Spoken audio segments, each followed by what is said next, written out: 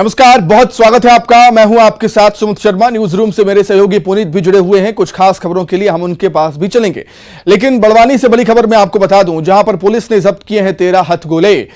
Palsud police ने बड़ी कार्रवाई की है। सेंधवा से बड़वानी कार से ये हथगोले ले जाए जा रहे थे। निमाड़ बीडीएस टीम ने हथगोलों को निष्क्रिय कर दिया। सेंधवा का राहुल उर्फ ऋषभ शर्मा गिरफ्तार हुआ है और सेंधवा का ही रहने वाला राम शर्मा फरार है। पुलिस ने विस्फोटक अधिनियम में मामला दर्ज किया है।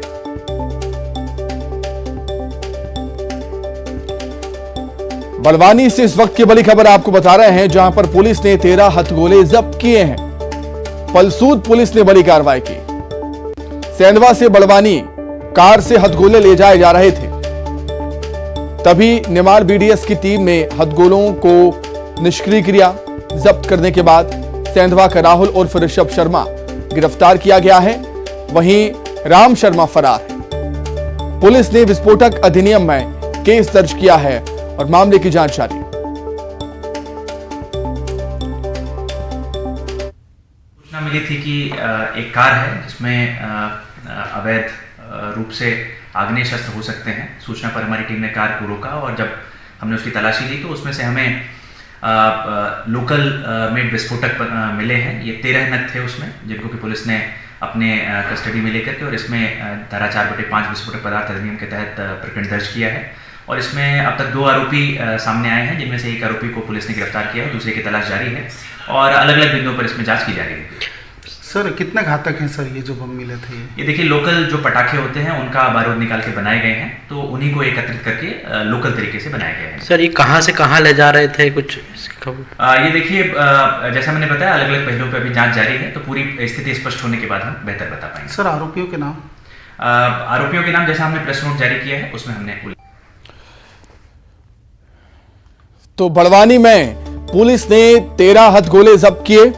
पलसूद पुलिस ने यह कार्रवाई की है। सेंधवा से बड़वानी कार से हथगोले ले जाए जा रहे थे, तभी पुलिस ने इनको जब्त किया और निष्क्रिय भी किया है।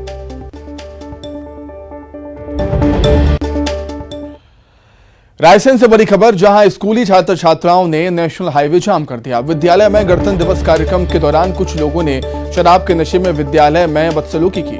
देवरी थाने में शिकायत की गई है। कार्रवाई न होने से नाराज छात्र छात्राओं ने हाईवे जाम कर दिया। हाईवे पर चक्का जाम कर दिया। मौके पर पहुंचे एसडीएम और पुलिस के अधिकारी। छात्र छात्राओं की कलेक्टर से बात करने की मांग है। National highway 145 Udaipura Deori road का ये मामला है, जहां पर छात्र और छात्राओं ने चक्का जाम कर दिया।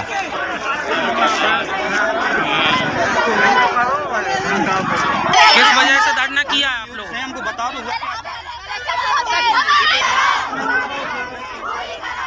तस्वीरों में आप देख सकते हैं, बड़ी संख्या में छात्र और छात्राएं एकत्रित हुए, चक्का जाम किया है, आवागमन बाधित हो गया है। विद्यालय में गणतंत्र दिवस कार्यक्रम के दौरान कुछ लोगों ने शराब के नशे में बदसलूकी की थी। विद्यालय में ही देवरी थाने में शिकायत की गई और शिकायत के बाद भी कार्रवाई न होने से छात्र और छात्राओं में गुस्सा है। शहडोल से बड़ी खबर है, जहां गैस रिसाव से 4 लोगों की मौत के मामले में जांच के लिए एसआईटी गठित करने के निर्देश दे दिए गए हैं। एडीजीपी डीसी सागर ने एसपी को निर्देशित किया है। 5 सदस्यीय दल घटना की पूरी जांच करेगा। बंद पड़ी खदान में जहरीली गैस की चपेट में आने से मौत हुई है। धनपुरी थाने के यूजी माइंस की घटना। रात में 5-4 लड़के गए थे, मतलब लोहा और कोयला चोरी करने के लिए। तो उन लोग गुफा के अंदर घुसे थे, तो काफी टाइम तक वहाँ बाहर उनको इंतजार कर रहा था। तो उन लोग नहीं आए, तो भैया लोगों को आकर सबको बताया। तो फिर उसके बाद ऐसी घटना हुई। उन लोग फिर काफी टाइम तक बाहर अंदर में इंतजार किया उन लोग, मतलब बाहर। और उसके बाद फिर भैया लोग आए तो फिर उसको निकाले।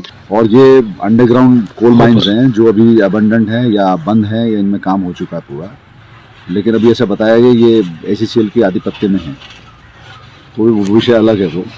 परंतु यहाँ जो मृत्यु हुई है 4 लोगों की, उसमें बड़ा दुख है। और ये बड़ी ही दुखद मौत इसलिए है क्योंकि जो टनल है उसके अंदर विभिन्न प्रकार की गैसेज रही होंगी और उन गैसेस के फलस्वरूप उनकी दम घुटने से मृत्यु होगी। बाकी पीएम में पता चलेगा कि क्या हुआ। और चलिए बढ़ते हैं आगे और बड़वानी से बड़ी खबर बता रहे हैं, जहां पर सड़क हादसा, भीषण सड़क हादसा पेश आया और इसमें 3 लोगों की मौत हो गई। बताया ये जा रहा है कि लोडिंग वाहन था और लोडिंग वाहन में 9 लोग सवार थे और ये हादसे का शिकार हो गया। मुंबई आगरा नेशनल हाईवे 3 पर यह हादसा पेश आया है। गाड़ी बंद हो जाने से धक्का मारा जा रहा था और पीछे से ट्रक ने टक्कर मार दी। 3 लोगों की मौत हो गई, 4 घायल बताए गए हैं। घायलों को जिला अस्पताल में भर्ती करा दिया गया है, जहां उनका इलाज चल रहा है। पाताल पानी मेले से दुकान लगाकर ये सभी घर लौट रहे थे, इसी दौरान यह हादसे के शिकार हो गए। पता नहीं था कि धक्का, जिस गाड़ी को धक्का लगा रहे हैं, लेकिन उनके उसी गाड़ी के पीछे से ट्रक के रूप में उनकी मौत आ रही है और ट्रक ने पीछे से ठोकर मार दी। 3 लोगों की मौत हो गई, 4 लोग घायल हैं। घायल और मृतक राजपुर और पांसीमल तहसील के रहने वाले हैं। टिकरी थाना क्षेत्र की देर रात की यह घटना बताई जा रही है।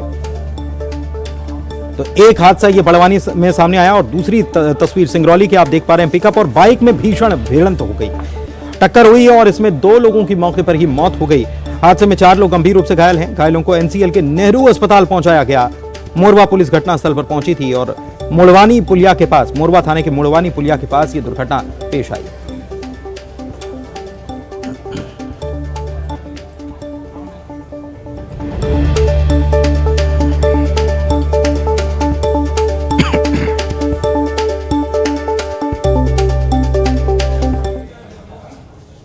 चलिए आगे बढ़ते हैं और बात करते हैं बागेश्वर धाम के पंडित धीरेन्द्र शास्त्री की। धीरेन्द्र शास्त्री यात्रा पर निकल गए और यात्रा पर निकलकर एक यज्ञ का आयोजन करने की उन्होंने बात कही है और साथ ही उन्होंने कहा है कि वो इस यज्ञ में साधु संतों को न्योता देने के लिए निकले हैं। जल्द ही बागेश्वर धाम वो पहुंचेंगे, लौटेंगे। उन्होंने ये भी कहा बाकी लोगों से कि सनातन का झंडा जो है वो गाढ़े रखिएगा, हम किसी से डरते नहीं है। विरोधियों को जवाब भी उन्होंने दिया। क्या कहा, सुनवाते हैं। आगे बढ़ते हैं। रायपुर से बड़ी खबर है। गुजरात से रायपुर लौटा है अध्ययन दल। शराबबंदी का अध्ययन करने एक दल गुजरात गया हुआ था। शराबबंदी कमेटी के अध्यक्ष सत्यनारायण शर्मा का बयान है इसको लेकर। शराबबंदी से बढ़ेगी और शराब की तस्करी। शर्मा जी ऐसा कहते हैं, शराबबंदी में पुलिस महकमे का अहम रोल है। गुजरात में बापू के समय से शराबबंदी है, इसलिए राजस्व नुकसान का आंकड़ा नहीं है वहां पर। सत्यनारायण शर्मा ने यह बात भी कही। वहीं शराब के लिए गुजरात सरकार विशेष परमिट देती है। अन्य राज्यों का भी जो दल है वो दौरा करेगा और छत्तीसगढ़ में जहरीली शराब ना आ पाए इस पर काम करना होगा, ये बात भी कही है सत्यनारायण शर्मा ने। उन्होंने अध्ययन किया है, माननीय मुख्यमंत्री जी से मिले हम लोग और एक्साइज डिपार्टमेंट का बहुत ज्यादा रोल नहीं, इसमें पुलिस महकमे का रोल ज्यादा है। अवैध शराब के रोकथाम के लिए पुलिस महकमा ही कार्रवाई करता है और उसमें अपराध किस तरह के हों, पुलिस हेडक्वार्टर में हम लोग गए थे मॉनिटरिंग सेल में, जहाँ सारे अपराधों पर नियंत्रण होता है, वहां भी जाकर हम लोगों ने पता लगाया। तो जो अवैध शराब की निष्कासी पर कैसे रोक लगाई जाती है, इस पर भी हम लोगों ने अध्ययन किया। गांव के लोगों से मिले हैं, कुछ अन्य जगह भी सामूहिक रूप से मिले हैं। नशा मुक्ति केंद्रों का भी अध्ययन किया है और विभाग ने का जो प्रेजेंटेशन है वो भी हमने देखा है। और ये बापू के समय से महाराष्ट्र स्टेट में जब गुजरात था उस समय से शराबबंदी, इसलिए उनके पास कोई ऐसे आंकड़े नहीं है कि रेवेन्यू फॉल कितना हुआ है। और ऑफिशियली जो परमिट देते हैं वो लोग, जैसे टूरिस्ट परमिट है और ग्रुप परमिट है, इस तरह के परमिट जो हैं, और फेस्टिवल परमिट है, इस तरह के परमिट में उनको 150 करोड़ रुपए की आय होती है। बाकी का आय के स्रोत का पता नहीं चला है और बाकी का और दूसरे राज्यों का हम लोग दौरा करेंगे, बिहार का, मिजोरम का, तो वहां से फिर और जानकारी मिलने पर फाइनल रिपोर्ट फिर बाद में बताई जाएगी। देखिए अभी तो चुनाव हुआ भानु प्रतापपुर में, बीजेपी की शराब पकड़ी गई, आखिर आई कहां से वो शराब? अधिक जानकारी के लिए हम बात करेंगे, हमारे सहयोगी युगल तिवारी जुड़ गए हैं फोन पर। युगल, शराबबंदी का वादा किया था सरकार ने चुनाव के समय, उस पर काम भी सरकार कर रही है, लेकिन शराबबंदी का जो काम है वो कहना गलत नहीं होगा कि कछुआ गति से चल रहा है। युगल।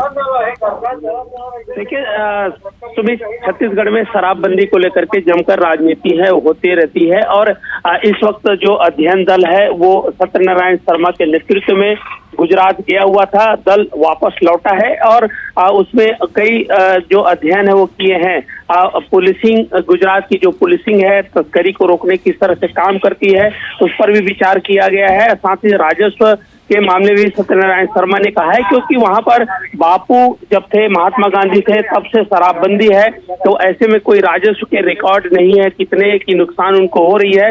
लेकिन बड़ी बात उन्होंने ये कही है कि सीधा अगर शराबबंदी कर दी जाती है तो अवैध शराब तस्करी के साथ साथ छत्तीसगढ़ में जहरीली शराब है वो आएंगी और उससे नुकसान भी होगा। और उन्होंने ये भी कहा है कि पूरे देश में सिर्फ 5 ऐसे राज्य हैं जहां पर शराबबंदी हुई है, अन्य राज्य इसीलिए शराबबंदी नहीं करना चाह रहे हैं। उनका मूल जो उद्देश्य था उन्होंने व्यक्त किया है और ये भी कहा है कि आने वाले समय में बिहार से कई राज्यों का अध्ययन करने के लिए जो कमेटी गठित की गई है, दल बनाया गया है, वो जाएगी और इस पर अध्ययन करेंगे। साथ ही साथ उन्होंने ये भी कहा है कि अभी भानी प्रतापपुर में हाल ही में जो चुनाव हुए थे उसमें जो शराब पकड़ाई थी बीजेपी का, उसका जिक्र करते हुए कहा कि दिकर राज्य से आया है ये शराब। तो कुल मिलाकर लफ्जो-लुआब यही है कि शराबबंदी सीधा करने के बाद यहाँ पर जहरीली शराब के साथ साथ तस्करी बढ़ेगी और उसे रोकने के लिए जो आबकारी विभाग की भूमिका है वो अहम नहीं होती है, सरकार की जिम्मेदारी होगी। युगल, कहीं ना कहीं बहुत शुक्रिया आपका तमाम जानकारी के लिए।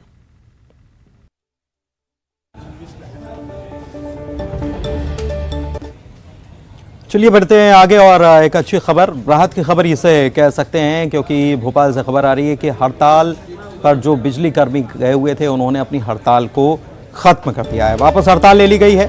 ऊर्जा मंत्री ने अपील की थी कि आपकी मांगों पर विचार किया जाएगा, गंभीरता से विचार किया जाएगा और इन्होंने हड़ताल वापस ले ली। कल ये अपील हुई थी, ऊर्जा मंत्री ने वीडियो जारी कर अपील की थी। तकनीकी कर्मचारी संगठन, विद्युत कर्मचारी, अधिकारी कर्मचारी कल्याण संघ और आउटसोर्स कर्मचारी संगठन के पदाधिकारियों ने ऊर्जा मंत्री की अपील पर हड़ताल वापस ली है। 21 जनवरी से इनकी हड़ताल जारी थी। मांगे पूरी कराने का ऊर्जा मंत्री ने आश्वासन दिया था और बैठक कर चर्चा करने का प्रस्ताव ऊर्जा मंत्री की तरफ से इस मामले में रखा गया था।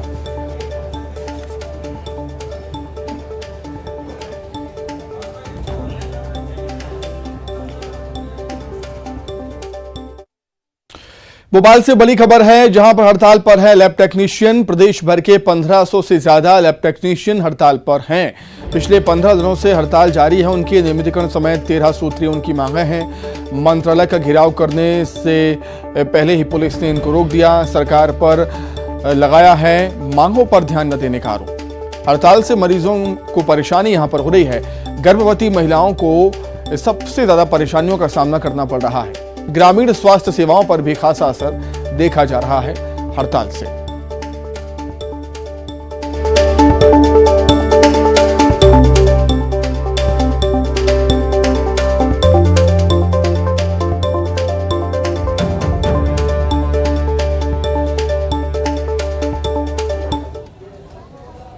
चलिए बात अगली खबर की करते हैं और ये खबर इंदौर से आ रही है जहां पर 6वीं मंजिल से एक डॉग यानी कुत्ते को फेंके जाने का मामला सामने आया। बड़ा हैरान कर देने वाला ये मामला है। निरंजनपुर के रॉयल अमर ग्रीन बिल्डिंग से एक कुत्ते को 6वीं मंजिल से फेंकने का ये मामला है जिससे कुत्ते की मौत हो गई। पीपल फॉर एनिमल के सदस्य ने मामले को लेकर पुलिस में शिकायत की है और बिल्डिंग में लगे सीसीटीवी खंगालने का आवेदन किया है। पुलिस ने पशु क्रूरता अधिनियम के तहत मामला दर्ज कर लिया है और छानबीन में जुट गई है।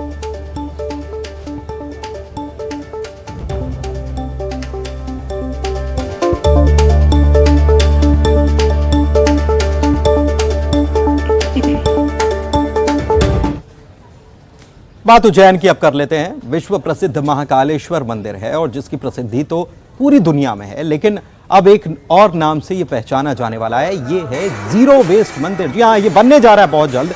इसकी दिशा में काम चल रहा है क्योंकि महाकाल मंदिर समिति ने मंदिर में निकलने वाली फूल मालाओं से खाद बनाने की प्रक्रिया शुरू कर दी है। साथ ही अन्य कचरों से गैस बनाने की योजना है। गैस का इस्तेमाल महाकालेश्वर मंदिर के अन्य क्षेत्र में भोजन बनाने के लिए होगा। मंदिर से निकलने वाले फूल मालाओं से बनी खाद का उपयोग मंदिर में परिसर में लगे पौधों में किया जाएगा। इसके साथ ही महाकाल लोक के आसपास की दुकानों को नोटिस भेजकर सिंगल यूज प्लास्टिक पर सख्ती से रोक लगाने के आदेश भी दे दिए गए हैं।